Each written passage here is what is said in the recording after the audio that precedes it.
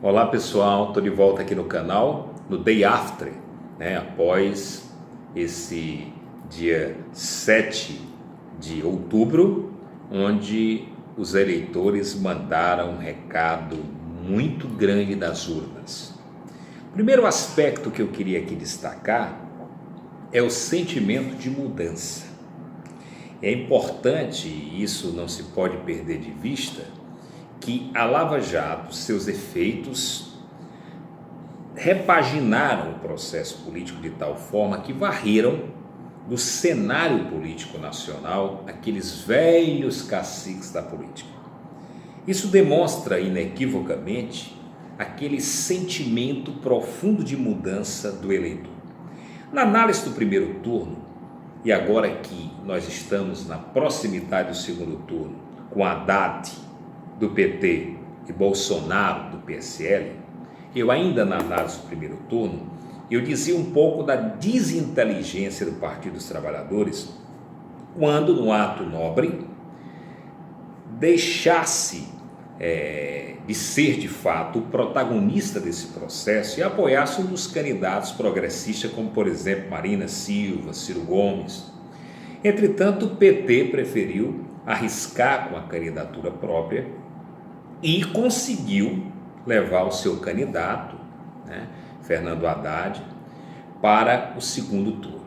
Mas quais são as implicações que precisam ser observadas já com esse novo cenário? Indiscutivelmente, dentro de uma análise, e aqui eu quero deixar muito claro que essa análise que eu ora faço, nada diz respeito à minha intenção de voto como cidadão. Mas aqui eu estou apenas ajudando a você a pontuar alguns aspectos que eu considero relevantes para essa análise. Então, a primeira questão que é importante destacar é que, dentro dessa análise, ficaram algumas lições. Primeiro delas, que a televisão perdeu seu protagonismo para as mídias sociais. O grande mentor e o grande divulgador da campanha foi, de fato, WhatsApp, Facebook, Instagram, longe da televisão. Um exemplo claro foi o fato do candidato do PSDB ter um tempo de televisão muito grande e o resultado da sua votação foi extremamente pífia, lamentável. E aí a gente observa que pela primeira vez o PSDB, que protagonizou junto com o PT o segundo turno nas últimas 9 eleições, de fato hoje está no mero condição de coadjuvante. Mas retornando, então o impacto maior do processo eleitoral foi exatamente essas mídias sociais, que se por um lado é positivo porque democratiza o processo e dá voz, por outro também é extremamente negativo no que concerne ao chamado fake news, que contaminou, contamina e contaminará todo o processo eleitoral. Lamentavelmente, o fake news tem sido um instrumento perverso utilizado para destruir biografias, para destruir candidaturas. Mas retornando à análise do processo eleitoral, eu dizia a vocês no último vídeo, antes da decisão sobre o primeiro turno, que o PT perdeu a oportunidade da chamada meia-culpa e de apoiar um outro candidato saindo da protagonização para vir num outro momento, até porque não se pode também olvidar uma boa parte do PT, a sua história de luta pela democracia brasileira, pelos direitos dos trabalhadores. Mas enfim, chegamos à cena em que de um lado está o Haddad do PT e do outro lado está Bolsonaro do PSL. Seria de fato uma projeção menos desejável para uma parte da população pensante, porque há um extremo muito forte, uma ultradireita, uma esquerda machucada por todo esse processo da Lava Jato, onde o seu mentor maior encontra-se aprisionado, e aí nós temos os dois candidatos que vão agora, nesses últimos 20 dias, correr atrás do voto. É interessante destacar que é indiscutível que no resultado do processo eleitoral nós podemos vislumbrar claramente que há uma preferência de voto, há um favoritismo em prol da candidatura de Bolsonaro, uma vez que, se nós observarmos o mapa das regiões brasileiras, somente o Nordeste deu maioria a Fernando Haddad, e aí tirando apenas o estado do Ceará, que foi maioria para o Ciro Gomes. Então, o PT, que havia ganhado em 2014 na região sudeste e na região norte, ali da Amazonas, desta vez perdeu. Então é preciso reconquistar um número muito maior de votos. E não obstante, o processo eleitoral no segundo turno soa bastante diferente, porque nós teremos uns 5 debates e o confronto dessas ideias pode prejudicar ou ajudar um candidato A ou B. Então pode o Fernando Haddad desmistificar um pouco da sua imagem, assim como também assim o pode o Bolsonaro. Peca contra eles, ambos, 2 situações. Iniciando pelo Haddad, o fato dessa consulta desmedida que ele sempre faz às segundas-feiras ao ex-presidente Lula, porque passa a transparecer para a população que ele é um teleguiado que, diante da menor dificuldade, vai consultar o Lula no Paraná. Isso não é bom para a política, não é bom para o político e não é bom para o eleitor, uma vez que demonstra a fragilidade do candidato.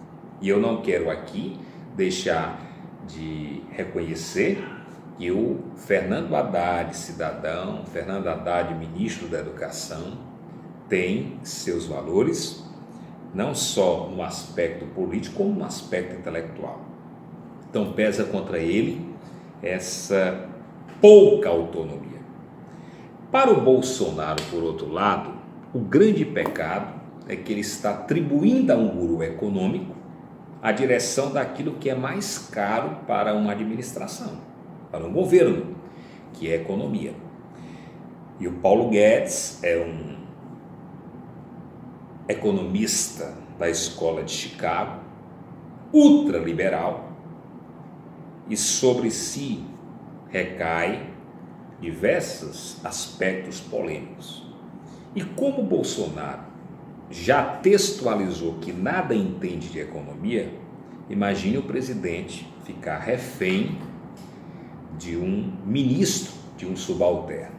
Então nós estamos de fato diante de uma situação muito peculiar, que contra os candidatos recai, entre outras coisas, que aqui eu não quero destacar para o Bolsonaro, aquelas ideias ultradireitas e para o Haddad ter que explicar as inconveniências do Partido dos Trabalhadores. Então será de fato uma disputa muito complicada, muito complexa, e que a gente precisa, como brasileiro, se despir de todo o emocionalismo, que é muito normal e natural dentro desses processos eleitorais, nos processos eleitorais, e avaliarmos esses candidatos, procurando participar dos debates, assistindo aos programas, dos horários gratuitos, que agora os 2 candidatos terão tempos iguais, salvo o melhor juízo, 10 minutos para cada um, para que ao final essa escolha seja a melhor possível, para que a gente possa dar esse grande salto que o Brasil precisa. Não é o cenário melhor, mas é o cenário que foi escolhido pela maioria da população brasileira, e não obstante pensamentos divergentes, nós temos que nos curvar a isso. E diante desses 2 candidatos, que Deus possa nos iluminar e que a gente possa fazer uma avaliação, como eu disse, sem emocionalismo. Afinal, o interesse maior é o do Brasil.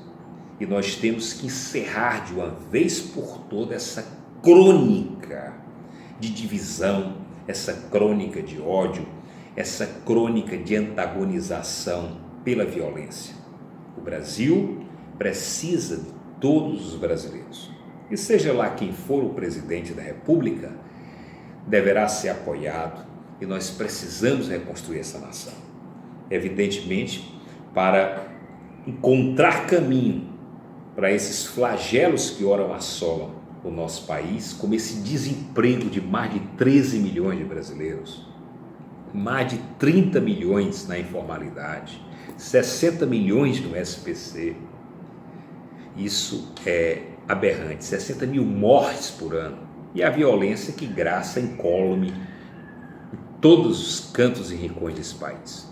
Então, juízo, cabeça no lugar, vamos refletir, vamos analisar antes de dar o nosso voto, vendo as duas plataformas e sem essa de fechar, né, os ouvidos para aquilo que é verdade, porque agindo até como uma pessoa que está apaixonada, né, esquece os defeitos, né, daquele enamorado. Não, na política nós precisamos estar de ouvidos abertos, ouvindo as duas situações para que a gente possa daí tirar, né, uma síntese, porque são 4 anos pela frente e o Brasil tem muitos problemas para ser resolvidos. Um abraço a todos e até o próximo vídeo.